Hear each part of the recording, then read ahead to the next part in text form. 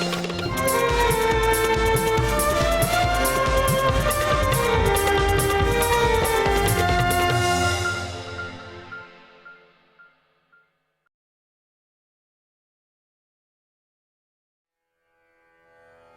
से दूर तलक एक भी दरख्त ना था। तुम्हारे घर का सफर इस कदर सख्त ना था। बिन पेड़ पौधों के, बिन हरियाली के सच ही जीवन का हर सफर बेहद भयावह हो जाएगा।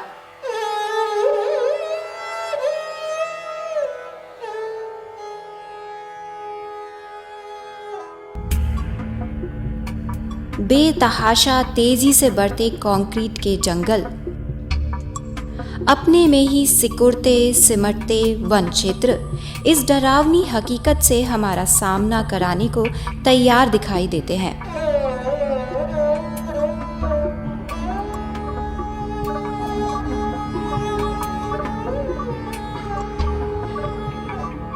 एक शोध के अनुसार साल दर साल 1.3 करोड़ हेक्टेयर के जंगल लगातार खत्म होते जा रहे हैं। कृषि भूमि के विस्तार, शहरीकरण, औद्योगिकीकरण से वनों का क्षरण निरंतर हो रहा है। तेज दांतेदार मशीनों के वार से बरसों पुराना पेड़ मिनटों में ही धराशायी हो जाता है।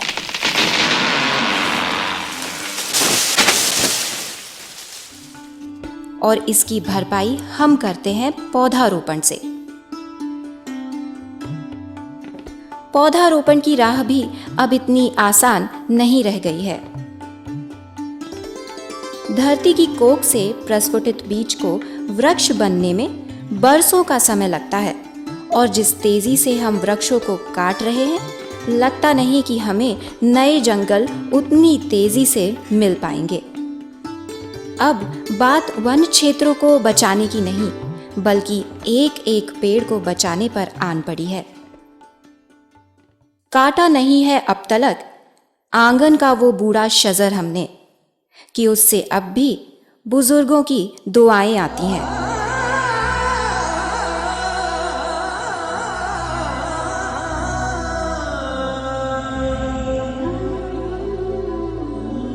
पेड़ों की बदहाली से बदल रहा है मौसम का मिजाज, बदल रही हैं ऋतुएं और बदल रहे हैं हम। बात जरा मतलबी सी है, परंतु जो प्राण वायु ऑक्सीजन हमें पेड़ मुफ्त में देते हैं, यदि इनका मोल चुकाना पड़ता तो यकीन मानिए प्रति व्यक्ति 65 साल की उम्र तक आते हमें इस ऑक्सीजन के लिए 5 करोड़ रुपए चुकाने पड़ते। वृक्ष हमारे लिए कुछ भी हो सकते हैं। वे हमारे जीवन से इतने गहरे जुड़े हुए हैं कि हम उनसे सब कुछ हासिल कर सकते हैं। प्रकृति हमें सब कुछ देती है। इस बात को ये कल्पवृक्ष का जो विशेष रूप से मिथक है वह इंगित करता है।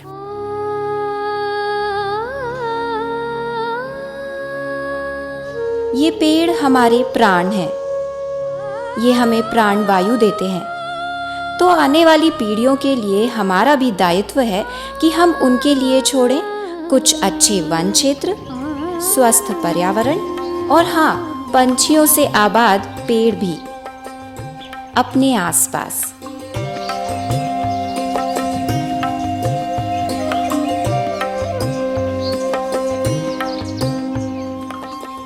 कितनी सुखद कल्पना है कि अगर पेड़ों के भी पर या पैर होते तो वे भी जगह बदलकर अपना अस्तित्व बचाए रख पाते।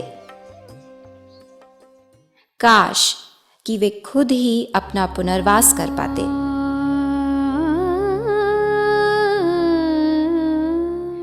भारतीय वैज्ञानिक सर जगदीश चंद्र बोस ने सन 1900 में दुनिया को यह जता दिया था कि पेड़ पौधों में भी संवेदना होती है।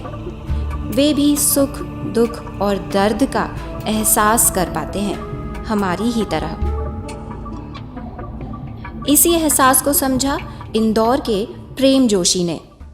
परंपरागत खेती से जुड़े प्रेम जोशी ने खेती को लाभदायक बनाने के लिए आधुनिक तरीकों को अपनाया और आज वे सफल जैविक कृषक हैं। कृषि कार्य के लिए भूमि विस्तार के दौरान वृक्षों की कटाई ने उन्हें उद्वेलित किया। ज़मीन खोद रहे थे हम लोग, मतलब खेती के लिए उसको तैयार कर रहे थे। छोटा सा टुकड़ा था तो ट्रैक्टर वगैरह बुलवा लिए थे। वहाँ एक पीपल का झाड़ था, तो मेरी माँ वहाँ रोज़ पूजा करती थी। तो वो आई और उसने पूछा कि ये झाड़ का क्या होगा। मैंने कहा इसको निकाल के फेंक देंगे। तो बोले कहीं लग नहीं सकता है क्या। मैंने कहा नहीं, ये नहीं लगेगा। और मेरे पड़ोसी किसानों ने भी यही कहा कि अरे बोले माँ जी इतना बड़ा झाड़ नहीं लग सकता है। तो वो कुछ नहीं बोली, पर चुपचाप बुदबुदाते हुए चली गई कि अपन तो लगा दो, लगाना नहीं लगाना ईश्वर के हाथ की बात है। हरे भरे वृक्षों को बचाने की दिशा में सोचने पर मजबूर हुए और सन 1972 में उन्होंने पहला वृक्ष प्रत्यारोपित कर लिया। मैंने कहा ये झाड़ तो सूखेगा, अपन लगा दो, वो कम से कम खुश हो जाएगी, उसकी बात रख ली। तो मैंने वो झाड़ को शिफ्ट करा। उस वक़्त में 350 रुपया खर्च आया था, जो कि काफ़ी कीमत रखता था। पर वो झाड़ जब लगाया उसके 8-10 रोज में सूख गया वो झाड़, सब पत्ते सब सूख गए। तो पड़ोसी लोगों ने भी हंसे भी, लोगों ने मजाक भी बनाया, बोले देखो हमने पहले कहा था कि आप ये झाड़ मत लगाओ। खैर 4 महीने बाद जब बारिश आई वो पूरा झाड़ हरा हो गया। वो 20 फीट का झाड़ था। फिर तब से मेरे को ये झाड़ शिफ्ट करने का शौक पैदा हुआ। सिलसिला चल पड़ा हर एक पेड़ को बचाने का। और मैंने कस्तूरबा ग्राम में जब ज़मीन ली तो वहाँ पर 3 झाड़ थे। तो मैं यही सोचता था कि मेरा पहले वाले खेत पे इतने झाड़ थे, यहाँ तो कुछ भी नहीं है। तो मैं फिर वहाँ से जो आसपास में कोई किसान झाड़ काटते थे तो मैं मांग लेता था, लाओ मेरे को दे दो। तो मेरी पहचान बन गई। तो लोग मेरे को जब कोई झाड़ आता था तो खुद बुलाने आते थे, बस साहब आपको झाड़ चाहिए तो ले लो। तो इस तरह से मैंने 250 झाड़ अपने फार्म हाउस पर लगाए। फिर उसके बाद शौक़ बढ़ता गया और हम खोज करते चले गए और नई नई चीज़ें ढूंढते चले गए। टेक्निक हम आती गई हमको। वृक्ष प्रत्यारोपण बेहद जटिल तकनीकी कार्य है। सतत प्रयोगों और कठिन परिश्रम से ही इस काम में दक्षता हासिल की जा सकती है। निरंतर बढ़ते भारत में वृक्ष प्रत्यारोपण तकनीक अभी आरंभिक दौर में ही है। युवा वर्ग के लिए ये बहुत अच्छा साइट है जिसमें वो अपना कैरियर बना सकते हैं। And they can got easily class 1 officer पे स्केल ना, आसानी से मतलब उनको मिल सकता है। और ये मैं युवाओं को निःशुल्क सिखाने को तैयार हूँ। आइए वृक्ष प्रत्यारोपण के तकनीकी पहलुओं को समझते हैं प्रेम जोशी से। ट्री ट्रांसप्लांटेशन में हम इसको कई तरीके से कर सकते हैं और इसके लिए लेबर चाहिए। इक्विपमेंट्स में गेती, फावड़े, तगारियाँ, इक्विपमेंट्स थोड़ा जरा ज़्यादा लग जाते हैं। मोटे रस्से की ज़रूरत पड़ती है, जो मजबूत रस्से होते हैं, जहाज पे जो काम में आते हैं वो रस्से इसमें लगते हैं। इसके अलावा कटर मशीन होती है, हैंड कटर होते हैं, उनकी ज़रूरत पड़ती है। इसमें आरी की भी ज़रूरत पड़ती है, कुल्हाड़ी की भी ज़रूरत पड़ती है, हंसिया, दराता जिसको कहते हैं उसकी भी ज़रूरत पड़ती है। और ये दूसरी जो ज़रूरत पड़ती है वो तो हायर की जाती है, जैसे क्रेन हुई, ट्राला हुआ, जेसीबी हुई, ये किराए से मिल जाती है। और यदि उनके साथ हम काम करके अपने म्यूचुअल अंडरस्टैंडिंग बना लें तो टीम वर्क से भी काम कर सकते हैं। वृक्ष प्रत्यारोपण की शुरुआत प्रत्यारोपित किए जाने वाले वृक्ष के चुनाव और उसके लिए नई जगह के चयन किए जाने से होती है। वृक्ष के सफल प्रत्यारोपण किए जाने में उसकी उम्र बेहद मायने रखती है। जवान वृक्षों के प्रत्यारोपण में सफलता की दर ऊंची पाई गई है। फाइकस की वैरायटी रहती है, जो फाइकस मीन्स जिन झाड़ों से दूध निकलता है। कटहल हुआ, बादाम हुआ, गूलर हुआ, अपना पीपल हुआ, बरगद हुआ, इनका सर्वाइवल रेट करीब 95% है, 95 to 99%। और जो कुछ दूसरे फ्रूट्स होते हैं जैसे आम है, जामुन जो है, जामुन सर्वाइव हो जाती है और जामुन का जो रेट है वो करीबन 70-80% है। आम का 40 से 60% है, नीम का 30 से 50% है पर ये इस पे भी डिपेंड करता है कि आपका पेड़ कितना यंग है। इसके लिए आर्द्रता से भरपूर बारिश के पहले अथवा वर्षा ऋतु के बाद का समय अनुकूल माना गया है। वृक्ष प्रत्यारोपण के लिए पहले पेड़ के चारों ओर खुदाई की जाती है, पहले मशीनों से, उसके बाद हाथों से। बहुत सावधानी के साथ की जा रही इस खुदाई में पेड़ की जड़ों का खास ख्याल रखा जाता है। दो तरह की जड़ें होती है, एक लैटरल रूट और एक फाइबर रूट्स। लैटरल रूट्स वो रहती है जो झाड़ को सपोर्ट करके रखती है, और फाइबर रूट्स वो रहती है जो उसको खाना पहुंचाती है। तो फाइबर रूट्स को बचाना पड़ता है। जब हम खुदाई करते हैं तो पेड़ के आसपास हम खुदाई करते हैं। अगर मान लीजिए 6 फीट घेरे का झाड़ है तो उसके लिए कम से कम हमको 4-4 फीट दूर से खुदाई करना पड़ेगी। अनुभव और कौशल से हर अलग प्रजाति के पेड़ की जड़ों का ज्ञान होता जाता है। खुदाई धीरे धीरे गहरे और गहरे होती जाती है, उस समय तक जब तक कि पेड़ के नीचे का हिस्सा एक पिंड के रूप में तब्दील ना हो जाए। अब समय है इस पिंड को टाट मतलब जूट से कसकर बांधने का। और इसमें सबसे जो कोई दिक्कत वाली अगर बात आती है तो जितना झाड़ का वजन नहीं रहता उसका दुगना वजन पिंड का हो जाता है, मट्टी का। उस मट्टी को हम जब पिंड बनाते हैं तो जैसे कुछ जड़ें जो बाहर आ जाती है तो एक गोबर, पीली मट्टी और काली मट्टी लेके हम उसका एक मिश्रण तैयार करके और उसको छाप देते हैं, और उसके ऊपर फिर गनी बैग चढ़ा करके उसकी सुतली से सिलाई कर देते हैं, और वो करीब 2 परतों में लिया जाता है गनी बैग को, और उसके बाद उसकी बंधाई होती है। पिंडी बांधते समय सूत, नारियल अथवा जूट के रस्सों का ही उपयोग करना चाहिए। अब सवाल है क्यों? चलिए इसके बारे में हम आपको बाद में बताएंगे। अभी तो काम है भारी भरकम एस्केवेटर और क्रेन का, भाई पेड़ को लिटाना जो है।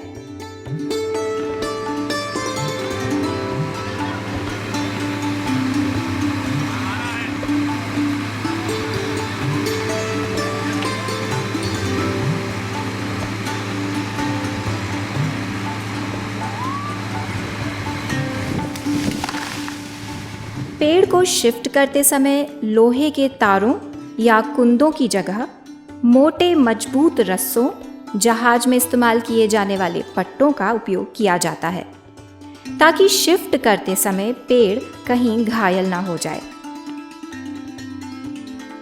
पेड़ को बेहद सावधानी से लिटाने के बाद जड़ों से लिपटी मिट्टी की मात्रा को कम किया जाता है। फिर समय होता है खुली हुई जड़ों पर शक्तिदायक हार्मोन, एंजाइम और कीटनाशक के छिड़काव का। वैसे तो बाजार में इसके लिए कई तरह के उत्पाद उपलब्ध हैं, परंतु प्रेम जोशी प्राकृतिक रसायनों की सिफारिश करते हैं। इसमें गोबर लगता है, गाय का गोबर, क्योंकि गाय का गोबर एक बहुत अच्छा हार्मोन होता है। यूँ हम जो हार्मोन यूज़ करते हैं इंडोल एसिटिक एसिड और इंडोल ब्यूटिक एसिड, जो बहुत ही महंगे होते हैं, काफ़ी कॉस्टली आते हैं और वो आसानी से मिलते भी नहीं हैं, और उनको वापरना थोड़ा रिस्की भी है क्योंकि उससे कार्सिनोमा होने के काफ़ी चांसेस रहते हैं। तो इसलिए गाय के प्राकृतिक चीज़ों से हम लोग ये ट्री ट्रांसप्लांटेशन कर सकते हैं। इसी दौरान पेड़ की अधिकतम पत्तियों को छांट दिया जाता है। कम मात्रा में पत्तियां रहने से जड़ों पर भी उनके पोषण का दबाव कम हो जाता है। पेड़ पर मात्र 10% पत्तियां ही छोड़ी जाती हैं। अनियमित शाखों को तराश दिया जाता है। जब ऊपर की शाखें काटी जाती है तो काटने के बाद एक काली मट्टी, गोबर और गौमूत्र का एक मिश्रण बना करके उस काटी हुई जगह पे आप लगा दीजिए और वहाँ पे कपड़ा बांध दीजिए, ड्रेसिंग कर दीजिए, है ना, ताकि वहाँ से फिर दूसरी ब्रांचेस निकलना शुरू हो जाएंगी और वहाँ से झाड़ हीट एब्जॉर्ब नहीं करेगा, है ना। और इसमें प्लास्टिक यूज़ नहीं करना है, हमारे को कपड़े से ही बांधना है, या तो लट्ठे से बांधिए या जूट से बांधिए। अब शुरू होता है सफर पेड़ का।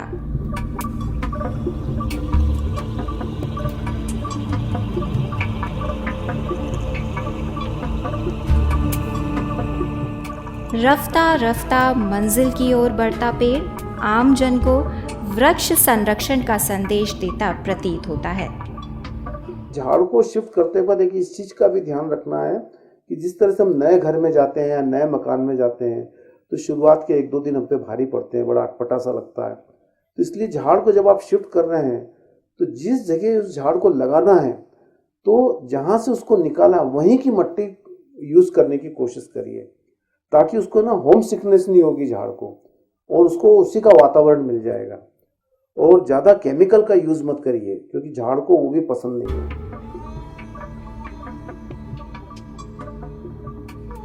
पहले से ही उपचारित किए गए गड्ढे में पेड़ को लगाने की तैयारी अंतिम चरणों में है।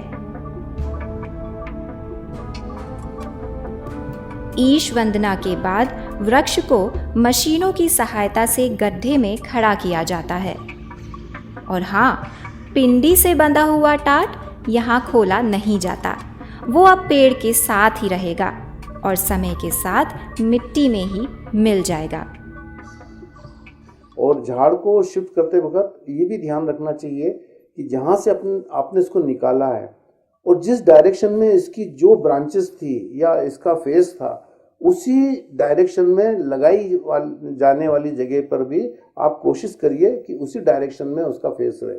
यदि इसकी एक ब्रांच ईस्ट में थी तो अब आप दूसरी जगह जहाँ लगा रहे हैं तो ईस्ट में रखिए। यदि आपने झाड़ शिफ्ट कर रहे और उसके पास में एक झाड़ और है और उसको भी शिफ्ट करना है तो दो ही को अलग मत करिए, वो उनके लिए बहुत पीड़ादायक हो जाता है। इसलिए उन झाड़ों को कोशिश करिए कि जितने डिस्टेंस पे वो लगे थे उसी डिस्टेंस पे लगे। पहली कोशिश तो ये करिए। अगर कोई बहुत मजबूरी हो तो आप डिस्टेंस कम कर सकते हैं या थोड़ा सा बढ़ा सकते हैं, पर फिर भी वो झाड़ एक दूसरे के पास रहे। अगर ज़्यादा झाड़ आप शिफ्ट कर रहे हैं तो फिर आपको पॉसिबल नहीं है कि वहाँ पर आप इतने सारे झाड़ शिफ्ट आएँ, तो आप 2-2 की जोड़ियाँ बना करके लगा दीजिए, तो भी वो उनको ठीक लगेगा। अब आपने झाड़ शिफ्ट कर दिया तो उसको अच्छा कॉम्पैक्ट करना पड़ता, मतलब ठसाई उसकी अच्छी होना चाहिए कि अंदर एयर नहीं रहे। और इसके लिए हम और कभी भी झाड़ को शिफ्ट करने के बाद इमीडिएट पानी नहीं देना है, उसको 12 घंटे से 24 घंटे बाद पानी देना चाहिए। अगर हमें मालूम है कि गड्ढे में ये 1000 लीटर पानी ये सोख सकता है तो हमको सिर्फ 200 लीटर ही पानी का यूज़ करना चाहिए और फिर दूसरे दिन गैप देना चाहिए। अगर गर्मी है तो गैप मत दीजिए, बाकी अगर ठंड का टाइम है या बरसात का टाइम है तो गैप दे सकते हैं। नई जगह पर नए परिवेश में लगाया पेड़ कुछ ही दिनों में अपनी जड़ें जमा लेता है, नई कोपलें फूट पड़ती हैं और इस तरह धरती पर अकाल मौत मरने से बच जाता है एक और पेड़। वो कहते हैं ना कि बूंद बूंद से घड़ा भरता है, तो पेड़ पेड़ से जंगल क्यों ना बने। पर प्रेम जोशी की डगर आसान नहीं। कुशल विशेषज्ञों की कमी का हवाला देते हुए वे बताते हैं कि अभी तो इस क्षेत्र में विकास की अपार संभावनाएं हैं।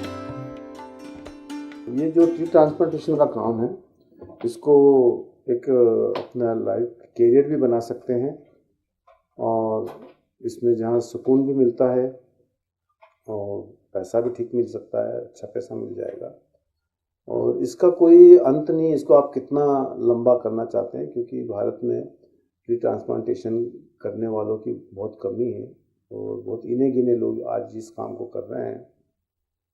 तो क्योंकि मेरा अपना खुद का ही अनुभव ये रहा कि मेरे को दूसरी स्टेटों में बुलाया जाता है और ये है कि एक 3 साल के अंदर इसका पूरा अच्छे इसकी ट्रेनिंग हो सकती है, जिसको मैं खुद भी निःशुल्क सिखाने को तैयार हूँ। यह समय की मांग है और जहाँ एक और कई फील्ड में बहुत बेरोजगारियाँ बढ़ रही है, तो ये ट्री ट्रांसप्लांटेशन का फील्ड ऐसा है कि इसमें बेरोजगारी का प्रश्न ही नहीं उठता है, क्योंकि इतना काम पड़ा हुआ है कि कितने ही हजारों लोग भी यदि इसमें आ जाएंगे तो भी उनको काम की कमी नहीं रहेगी। आने वाला समय निश्चित ही कई विकास योजनाओं से भरपूर रहने वाला है, जिसके लिए संभवतः कई पेड़ों और जंगलों का सफाया भी हमें डराता है। वृक्ष प्रत्यारोपण तकनीक की सहायता से हम बचा पाएंगे हमारी धरा की सुंदरता को, हमारे प्यारे पेड़ों को आने वाली पीढ़ियों को, क्योंकि पुराना पेड़ बुजुर्गों की तरह होता है। यही बहुत है कि ताज़ा हवाएं देता है।